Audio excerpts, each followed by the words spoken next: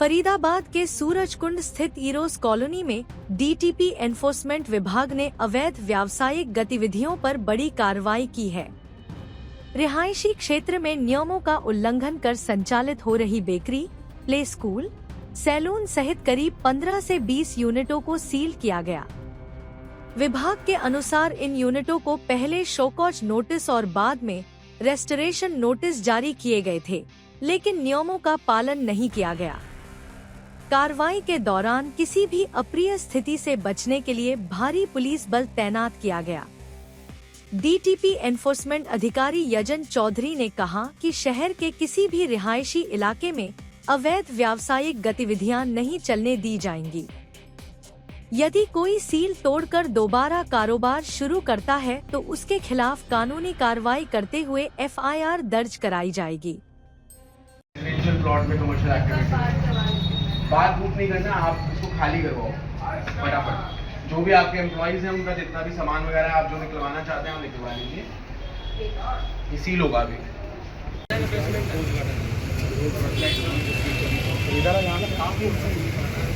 जो भी आपके एम्प्लॉइज हैं उनका जितना भी सामान वगैरह आप जो निकलवाना चाहते हैं वो निकलवा लीजिए। ये सील होगा। प्रकार की कोई परमिशन है? हेलो हेलो हेलो, क्या कह रहे हैं? एक्टिविटी करने की नहीं तो आपने पूछ के नहीं लिया। आप इसका मतलब आपने जब रेंट पे लिया तो आपने पूछा नहीं कि क्या मैं यहाँ कमर्शियल एक्टिविटी कर सकता हूँ कि नहीं? बिना पूछे लिया आपने। हाँ जी, तो सार बस ठीक है जी, जो हो रहा है सबके साथ समान ही हो रहा है, सारों का ही सील हो रहा है, उसी के साथ आपका भी हो जाएगा। कोई परमिशन है तो आप अभी भी दिखा दीजिए। नहीं मैंने थोड़ी कर दी, आप करिए अपने ओनर से बात। देखिए हम यहाँ पे आपके पास आधे घंटे का समय है, आप या तो परमिशन लें अदरवाइज उसको वेकेट करवाएं प्रीमाइसेस को।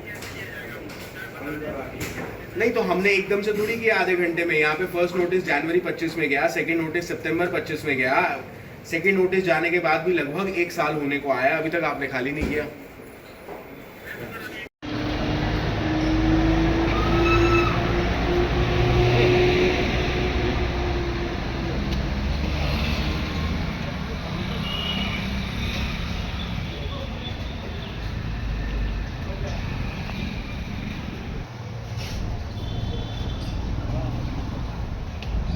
इनको ये कहते हैं सामान को यहाँ शहर में रखवा दें, आप ना सामान यहाँ रखवा दो, जितना भी आपने निकलवाना चाहते हो निकलवा दो।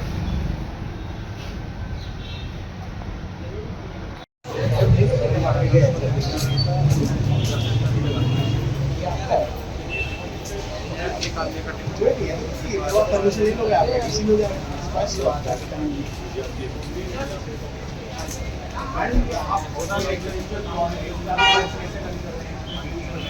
यही है सर, ये लर्निंग है, स्पेशल नीड्स बच्चों का स्किल ट्रेनिंग सेंटर, क्योंकि हम यहाँ रहते हैं,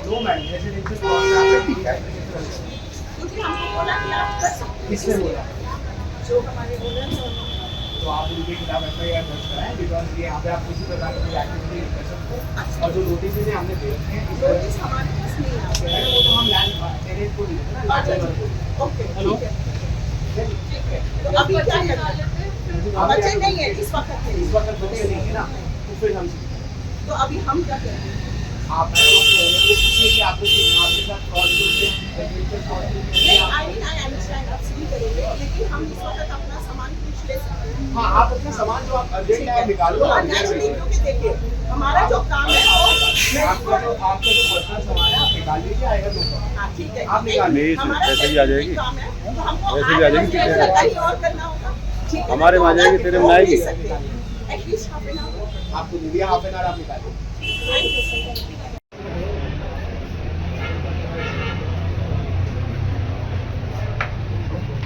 उल्टा उल्टा उल्टा उल्टा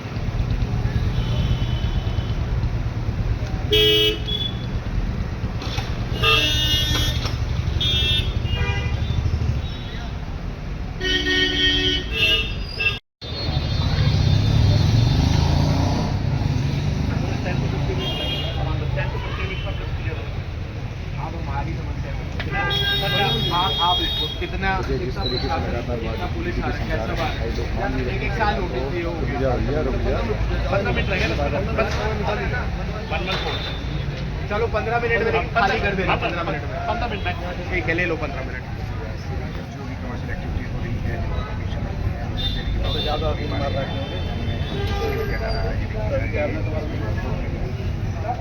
तोड़ेंगे कार्रवाई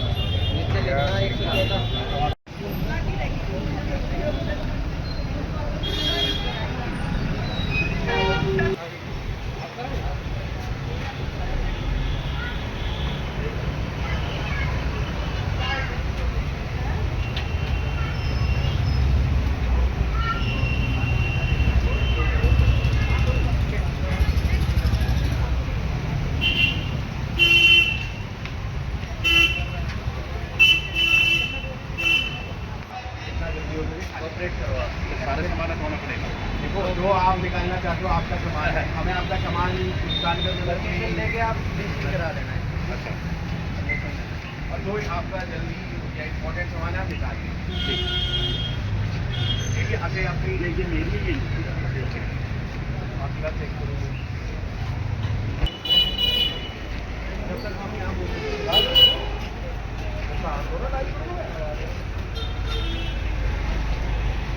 क्या रिकॉर्ड चला रहा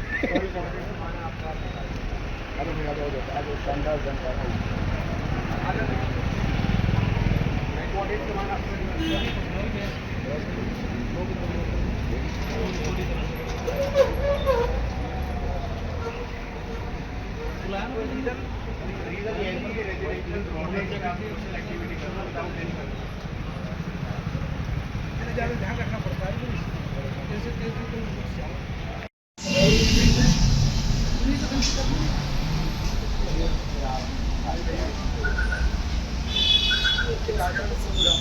मैडम ये रेजिडेंशियल प्लॉट मैडम आज भी गवर्नमेंट है मैम आपका नोटिस आ लिया पहला नोटिस जनवरी 25 से 2 सितंबर 25 हमारे पास फोटोग्राफ है हमने चिपका के गए थे सब कुछ करके गए थे और आप इसको खाली कराएं ताकि हम सील कर सकें यहाँ तो ऑलरेडी सारे नहीं चल रहे हैं सामने तो मैडम हम तो यहाँ से स्टार्ट कराएं पुणे से सब सील कर दिया बट ये एकदम से कैसे छोटे बच्चे एकदम से नहीं है मैडम जनवरी 25 में पहली बार बताया गया था सितंबर 25 में किया गया किससे बात हुई मैडम आप आज बुलाओ चला जाएगा परमिशन निकाल दी सर इस टाइम में तो 1-2 महीने का टाइम तो चाहिए ही चाहिए मैडम आपको समय दे रहे हैं जब तक हम कर रहे हैं बाकी कर लेंगे आप जब तक सेटल करिए जो भी पेरेंट्स वगैरह को बताएंगे ऐसे कैसे दिया करेंगे वही तो बता दें हम एकदम से नहीं है ना जी 1 साल हो गया एकदम से नहीं है मेरे पास तो ऐसी नहीं वो आपकी गलती है ना हमारे पास तो हम सब जो नोटिस है वहाँ पेश करे गए हमारी फाइल में सारी फोटोज हैं आप खुद बता रहे हो कि RW से बीच में बात हुई थी आपकी इसका मतलब आपकी नॉलेज में था कि अवैध है नहीं आपकी नॉलेज का मतलब आपकी नॉलेज में था कि अवैध है तभी आपने बात करी और अब आप हमारे सामने कह रहे हो मुझे पता नहीं था गलत स्टेटमेंट और दे रहे हैं आप मतलब आपकी नॉलेज में है और बताइए कैसे आएगा मैडम हम नोटिस ही दे देंगे सर मुझे रिक्वेस्ट कर रही हूँ मुझे शाम तक आप मुझे ये बताओ मैडम बिकॉज हम छोटे बच्चों का मामला है आपकी बात बहुत छोटे बच्चे वहाँ पर देखिए सर आप मेरी बात एक बात है आप बच्चों की बात बोलेंगे मान लेंगे लेकिन आप मुझे बताओ ठीक है कमर्शियल एक्टिविटी आप वो नहीं है आपके पास अगर गॉड फॉरबिड यहाँ पे कोई ट्रेजेडी हो जाए उसके लिए कौन रिस्पॉन्सिबल होगा हो तो सकता है ना देखो आज अगर आप भी सब न्यूज़ देखते हो फिलहाल बिल्कुल सब कुछ देखते हैं ना अगर गॉड फॉरबिड यहाँ पे कोई ट्रेजेडी हो गई उसके लिए आप रिस्पॉन्सिबिलिटी आप गलत ही क्यों सोच रहे हो मैडम ये कोई बात थोड़ी है यार आप क्या हम वेट करें कोई हादसा होने की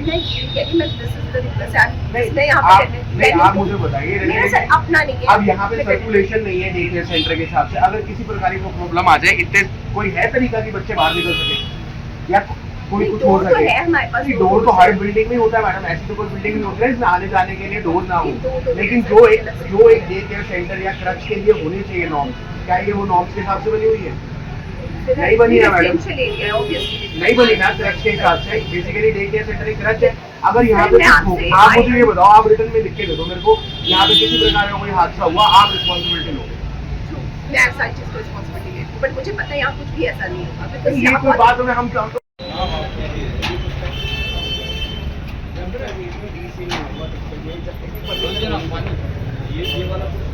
पानी लोगे पानी?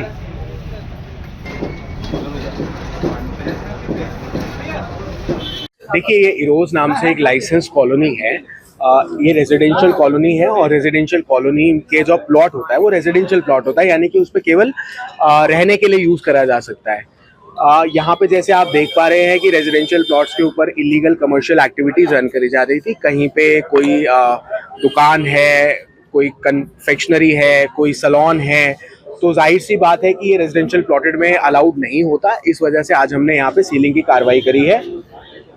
कितनी यूनिट सेल की? लगभग जहाँ तक मुझे लगता है 10 सील हम कर चुके हैं। टोटल 15 से 20 का ही अंदाजा है इस रोड पे जो कमर्शियल एस्टैब्लिशमेंट।